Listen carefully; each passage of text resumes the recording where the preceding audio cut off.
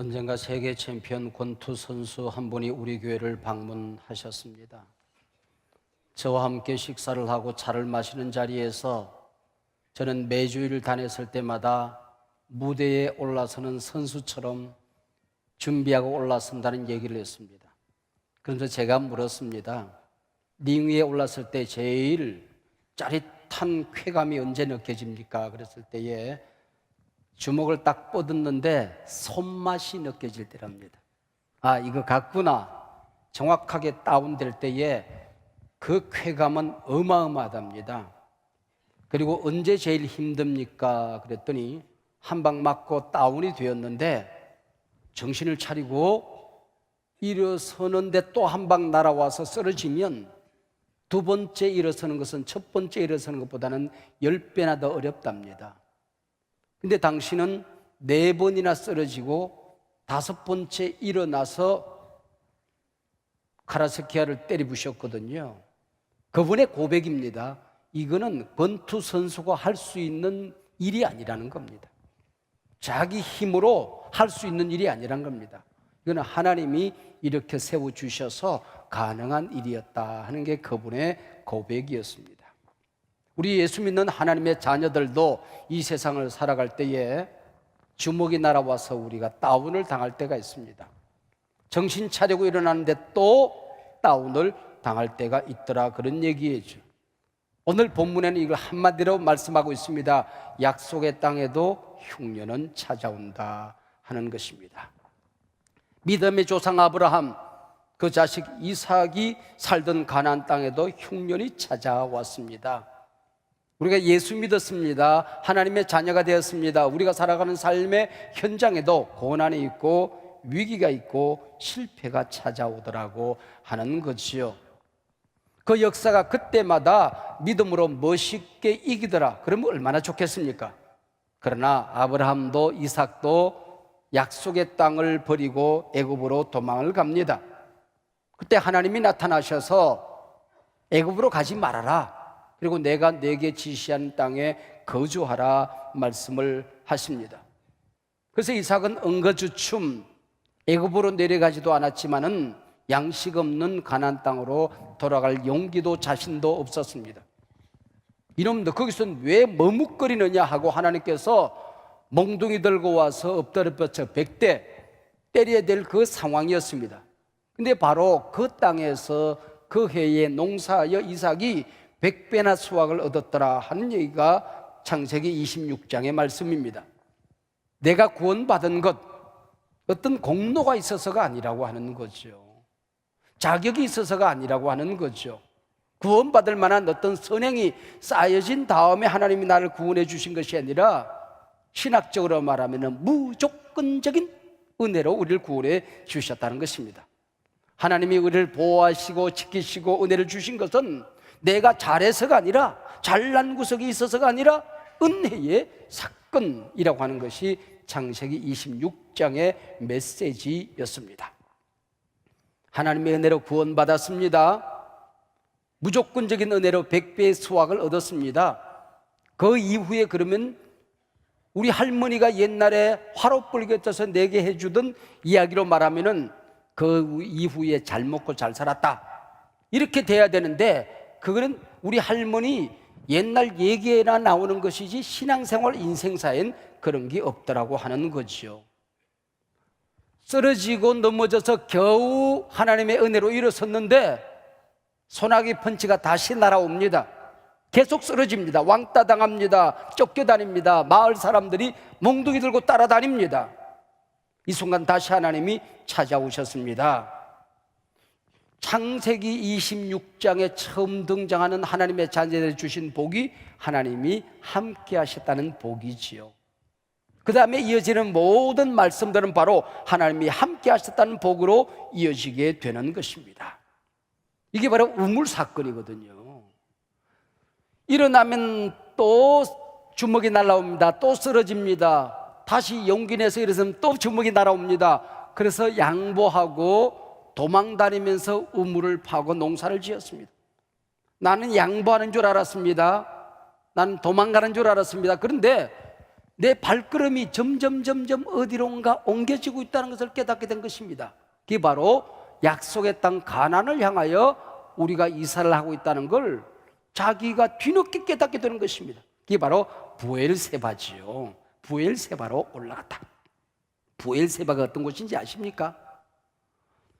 자식 못 낳는 아브라함에게 자식 주겠다가 약속하고 25년이 지난 다음에 이삭을 낳았습니다. 그 자식이 낳기 전까지, 자식을 얻기 전까지는 하나님 앞에 매달려 기도했는데 자식 얻고 나니 그 자식이 하나님이 된 겁니다. 가난을 이기게 해달라고 그렇게 애를 쓰고 던져 모으고 나니 돈이 하나님이 됩니다. 하나님 출세하고 성공할게요. 좋은 대학 보내주세요. 근데 그거 얻고 나면 그게 하나님이 되어버린 겁니다. 하나님께서 그 이삭을 모리아 산에 바치라 그랬습니다. 정신이 번쩍 들었습니다. 그래서 사흘길을 걸어 올라가 번제단 버려놓고 이삭을 결박하고 그 단에 높여놓고 올려놓고 시푸른 칼을 뽑아서 양을 잡듯 잡으려는 순간 아브라함아 아브라함아 다급한 하나님의 음성이 들려옵니다. 이제야 네가 나를 사랑하는 줄 알았다. 내가 받았으니 양을 잡아 번제를 드리라. 뒤에 보니 매 양이 가시덤불에 걸려 있습니다. 그래서 이삭을 내리고 그 위에 양을 잡아 올리고 제사를 지냅니다. 하나님이 나와 함께 하시는구나. 이젠 내가 제대로 살아야지. 그리고 제대로 살기 위해서 자리 잡고 산 땅이 부엘세바라는 겁니다. 이삭에게 있어서 이 부엘세바는 죽음의 자리에서 부활을 경험한 자리입니다. 하나님을 만난 자리입니다. 하나님을 경험한 자리입니다. 내 생애 처음으로 하나님의 임재를 맛본 자리입니다. 그곳으로 올라가고 있다는 사실에 소스라치게 놀라게 되는 거죠. 야, 나는 실패해서 도망다닌 줄 알았는데 하나님은 나를 천국으로 점점 주님의 심장으로 점점 옮겨가고 있었다고 하는 거지요. 어떤 남자가 결혼하고 자기 아내의 긴 머리카락이 그렇게 좋았습니다. 황급빛 머리카락이 좋아서 쓰다듬기도 하고 구경도 하고 그랬습니다. 회사 갔다 왔더니 이 부인이 의논도 없이 남편의 허락도 없이 머리카락을 쌀뚝 자른 겁니다. 그래서 머리를 뒤로 딱 올린 몽키 머리를 하고 앉았는 겁니다. 이 남편이 너무 화가 나서 당신 나랑 의논도 없이 내 허락도 없이 왜 머리카락 잘라서 소리를 질렀습니다. 그런데 부인이 당신은 내 허락도 없이 나와 의논도 없이 왜 앞머리부터 다 빠지기 시작을 해? 여러분, 인생의 위기, 고난, 시련이라고 하는 게 어디 의논하고 옵디까? 내 허락 받고 옵디까? 허락 없이 옵니다.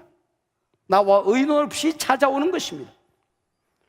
인생의 위기와 유혹이 내 허락 없이 온다는 걸 깨닫고 이삭이 결단한 것입니다.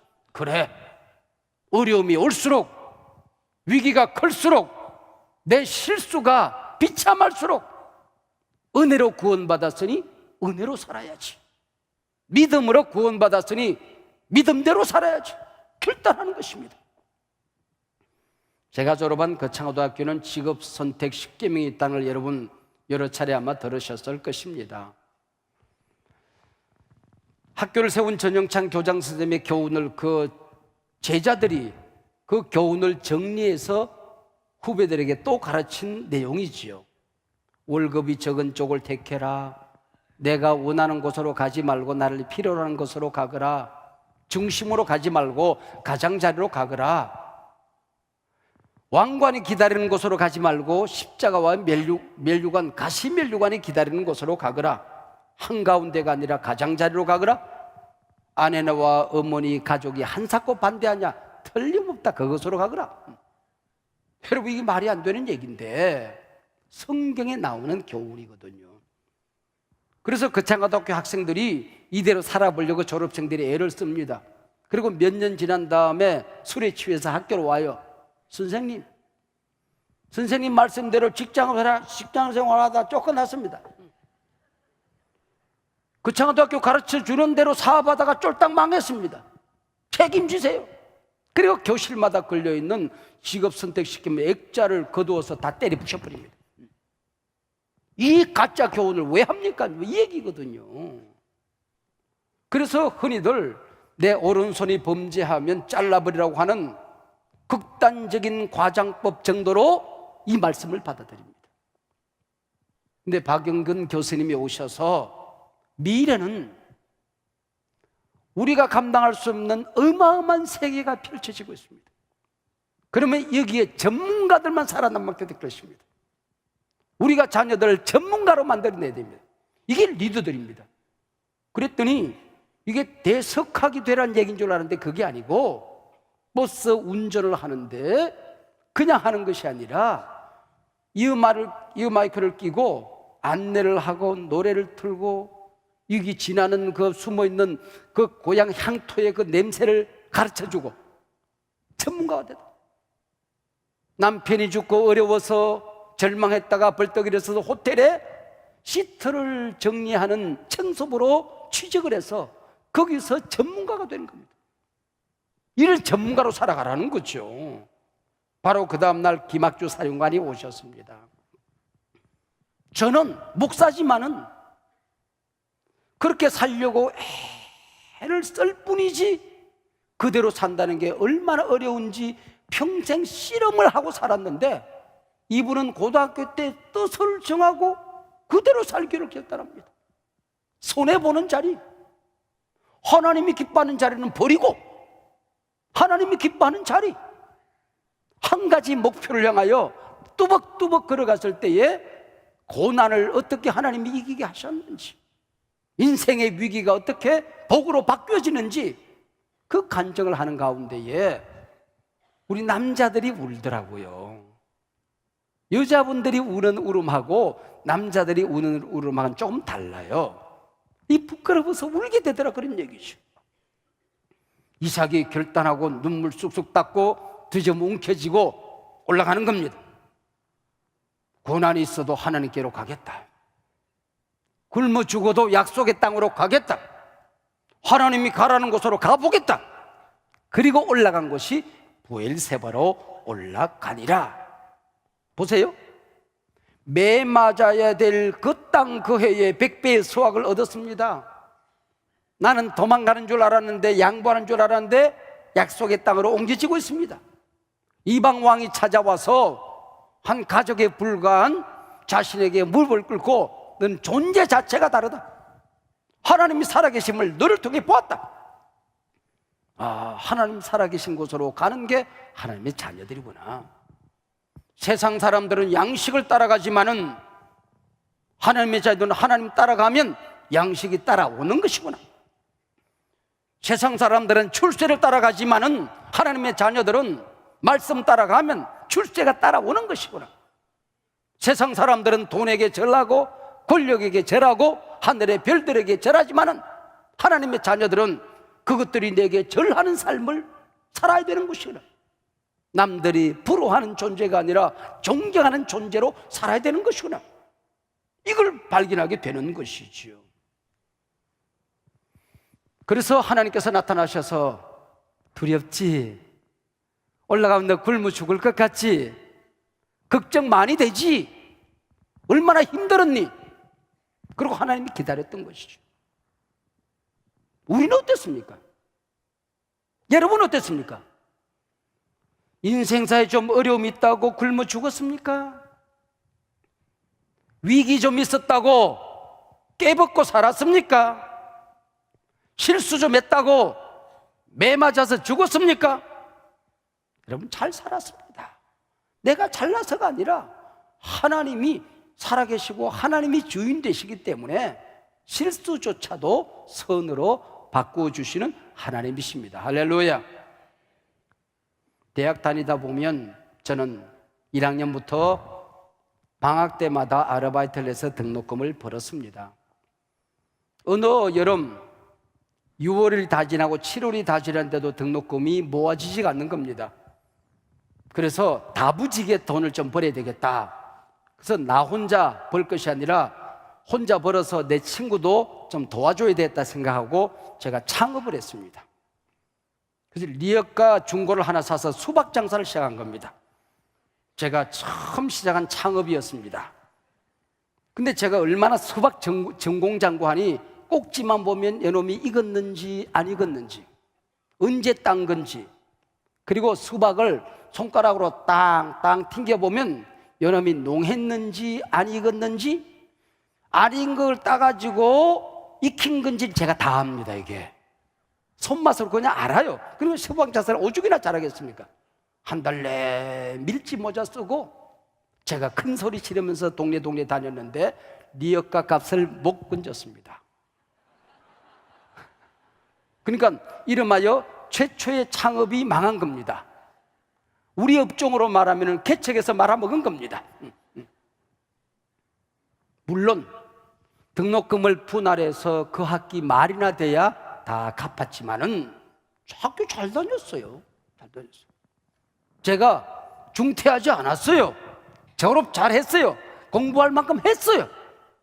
그때는 어렵고 지금 돌이켜보니 간증을 한다고요.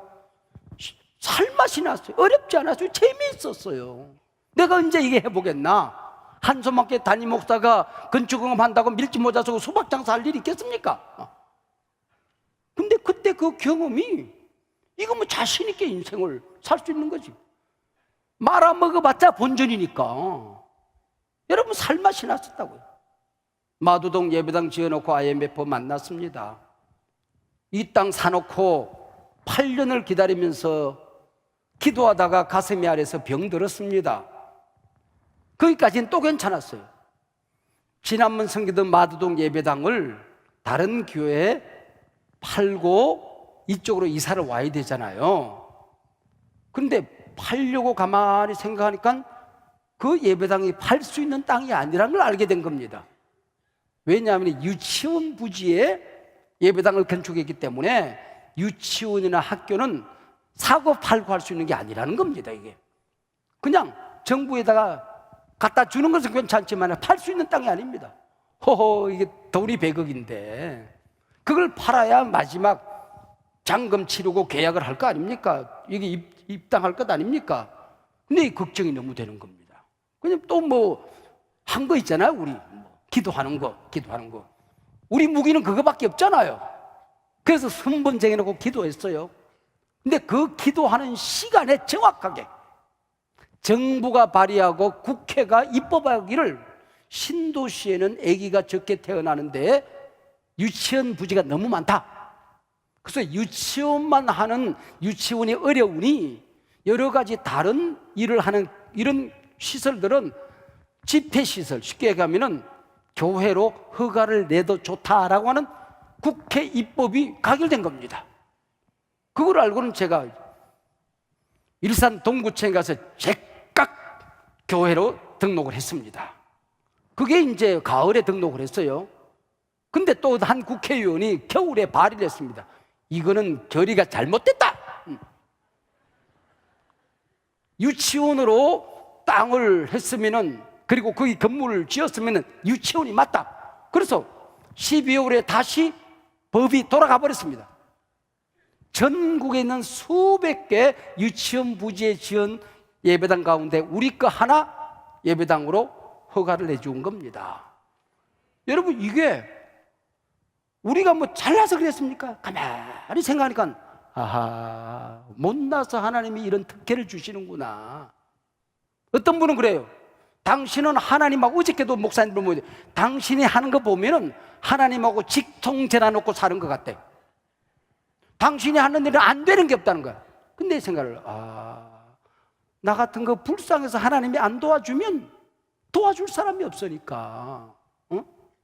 우리 교회 뭐 잘난 사람도 없고 뭐 부자도 없으니까 하나님이 안 도와주면 갈 길이 없는 교회니까 약해서 도우셨습니다.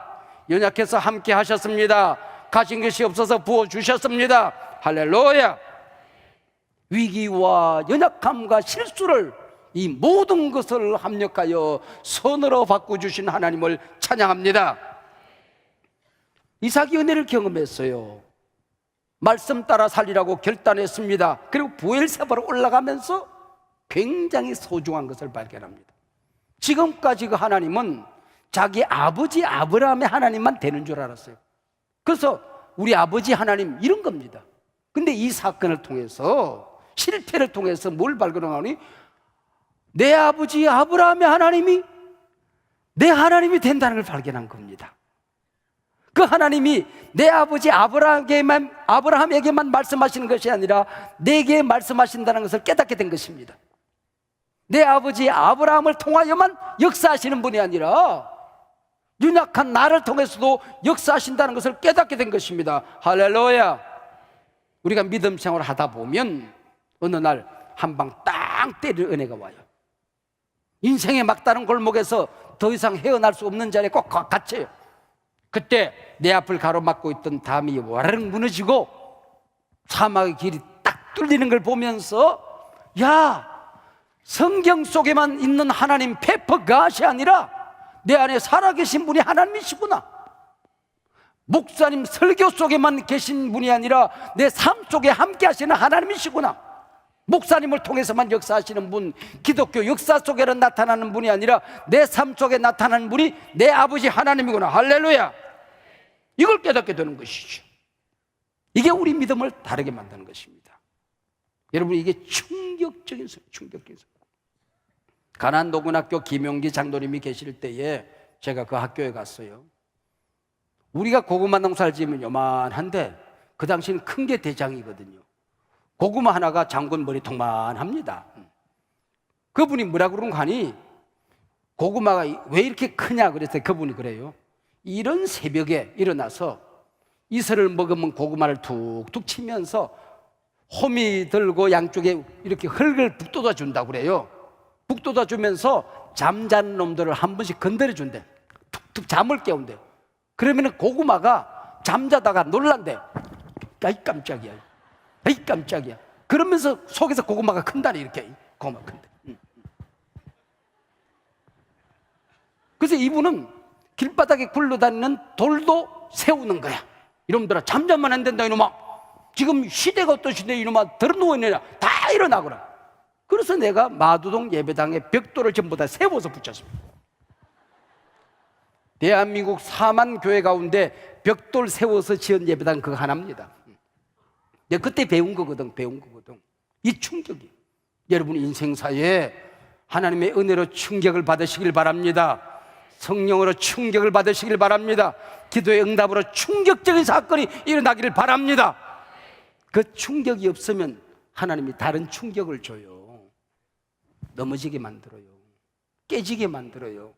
주여 주여 또 깨졌어요. 그리고 울게 만든다면, 그리고 충격을 받아서 일어서게 만든다. 이게 하나님이시야. 하나님이시야. 여러분, 내가 만난 하나님이 있어야 되는 거예요. 내가 만난 하나님. 1960년대 70년대에 목사님들이, 아니 누구든지 미국 한번 갔다 오면 그거 자체가 유명세입니다. 내가 미국에 가봤더니 이렇더라. 이거 자체가 미국 얘기 들으려고 사랑방에 사람들이 모였어요. 목사님도 미국 한번 갔다 와야 유명한 목사입니다. 그래서 목사님이 미국 집회 한번 초청받으면 교인들이 버스 타고 시골에서 올라와요. 김포공항까지. 그리고 출입국에 돗자리 깔고 앉아서 예배 드립니다. 정식으로. 그리고 마지막에 목사님이 들어갈 때 자기들이 손잡고 우리 다시 만날 때까지 죽으러 가는 줄 알고, 그럼 들어가다 말고 돌아서서 시방은 우리 주 예수 그리스도의 은혜와, 그리고 이제 축도해요. 축도하고 이제 그러고 갔단 말이에요. 그리고 미국 갔다 온 목사님이 모든 설교에 외부 부흥에 가서 하는 모든 이야기 미국 얘기입니다. 내가 미국에 갈 때에, 미국에 갔을 때에 항상 미국의 이야기입니다. 그래서 노회에 썼던 임직식이 있어서 이분을 설교를 누구 시킬까 그런데 이분이 설교할 차례인데 안 된다. 또 미국 얘기한다. 할 수 없이 이분을 축도를 시켰대요. 그래서 마지막에 나와서 내가 미국에 갈 때에 동행하셨던, 미국에 있을 때에 함께 하셨던 우리 주 예수 그리스도의 은혜와 미국에 한 번 간 게 이게 프레미엄이 돼가지고 온갖 얘기가 나오고, 우린 천국에 갈 사람인데, 하나님 아버지가 우리 아버지인데, 온 세상이 우리 아버지 것인데 당당하시길 바랍니다. 뱉지 않게 사시길 바랍니다. 이삭은 자기 아버지 앞에서, 그대 앞에 서면 나는 왜 작아지기만 할까? 이게 주제가였어요. 그 아들 큰아들 에서처럼 용기도 없어요. 작은 아들 야곱처럼 꾀도 없어요. 아버지는 엄두가 나지 않아요. 근데 하나님이 가장 따뜻하게 역사하신 은혜가 이삭에게 나타나는 겁니다. 약해서 도와주시는 것입니다. 할렐루야. 아비멜렉 왕이 우리는 너를 상대할 수 있는 존재가 아니다, 넌 존재 자체가 다르다 고백하지 않습니까? 그러면서 뭐라고 그러는 거 아니? 이방 왕이 하나님을 부를 때는 알라 그럽니다. 그리고 엘 그래요. 엘로힘 그래요. 근데 이분은 그렇게 말하지 않습니다. 여호와 하나님이 너와 함께하는 걸 우리가 보았다. 여호와 하나님이 내게 복을 주는 걸 보았다. 너는 복받은 자다. 이방 왕의 이름으로 하나님의 이름을 부르게 되는 것입니다. 여러분이 세상 나가 살 때에 저분은 하나님이 함께하는 분이야, 이방인들이 여러분을 복되다 찬송하는 여러분들이 되시길 바랍니다. 주님과 함께 동거함을 만민이 알게 하옵소서 그러잖아요. 만민이 하는 나아가 하나님 곁에 복덩어린 것을 내가 알게 되는 것입니다. 여러분, 감사 특밤을 통하여 우리가 은혜를 받았습니다. 지난 1년 동안 하루하루 우리가 은혜를 받았습니다. 은혜를 받은 목적이 어디 있을까요? 부엘세바로 올라가는 겁니다. 본문은 부엘세바로 시작해서 부엘세바로 끝이 납니다. 23절 부엘세바로 올라갔다. 33절 오늘까지 이삭이 신앙 고백하고 승리했던 그 땅을 부엘세바라고 부르고 있다. 그렇게 지금 설명하고 있는 것입니다. 여러분, 참 재미있는 성경의 해석이 있습니다. 여러분, 팔레스타인 제일 위가 단, 그리고 중간에 그랄 땅 르호봇이 나와요. 그리고 제일 밑에 부엘세바가 나옵니다. 예루살렘이 나오는 거예요. 그러면은 예루살렘에서 그랄로 올라갔다가 저 위에 단까지 올라가는 거예요. 그러면 그랄 지방에서 부엘세바로 내려가는 겁니다. 지리적으로는 분명히 내려가는 것인데 성경의 저자는 성경의 해석인 적선, 하나님의 관점인 적선, 영적인 해석인 적선, 부엘세바로 올라갔다. 하나님 계시로, 하나님 계신 곳으로 가는 게 올라가는 겁니다. 교회 중심 자리로 들어오는 게 올라가는 겁니다. 세상 성공하고 믿음 생활 멀어지면, 기도의 자리에서 멀어지면 내려가는 겁니다. 부엘세바로. 지난 1년 동안 은혜의 경험을 통해서, 말씀의 충격을 통해서 여러분 올라가는 여러분들 되시기를 바랍니다. 실패를 통해서도 올라갔다면 성공입니다. 성공하고도 내려갔다면 그 망한 겁니다. 하나님 가까이, 말씀 가까이, 기도 자리 가까이, 하나님의 몸된 교회 가까이 갔으면 올라간 겁니다. 사업 성공하고 세상적으로 성공하고 그 믿음 추락했으면, 마음의 불평, 원망 사라지지 않았으면 여러분은 1년 동안 내려간 겁니다. 고난 겪고 실패를 맛본 다음에 하나님 만났으면 올라간 겁니다. 병석에 누워서도 잃어버렸던 기도하고 회개했으면 올라간 겁니다. 여러분의 실수를 선으로 바꾸어 주신 데는 목적이 있었습니다. 그래, 계속 실수해도 좋아, 그 얘기가 아니에요. 하나님께로 올라가야 한다, 믿음 자라야 한다, 실수 끝내고 헌신해야 된다, 제대로 살자, 내가 늘 안고 삶아, 두려워하지 말아라, 이대로 살다가 망하지 염려하지 말아라, 하나님이 너와 세상 끝날까지 함께 하리라. 할렐루야. 기도하십시다. 하나님 아버지, 고맙고 감사합니다. 하나님이 은혜 내려주셔서 오늘 귀한 성도님들과 추수감사주일 예배를 드립니다. 지난 1년 동안 은혜를 헤아리며 또 지난 3주 동안 감사의 잔치를 우리가 경험하며 주신 말씀 옥토에 담고 우리의 기도가 올라가고 우리의 눈이 올라가고 우리 삶이 올라가고 신앙이 올라가는 놀라운 경험을 할 수 있도록 도와주시옵소서. 예수님 이름으로 기도하옵나이다. 아멘.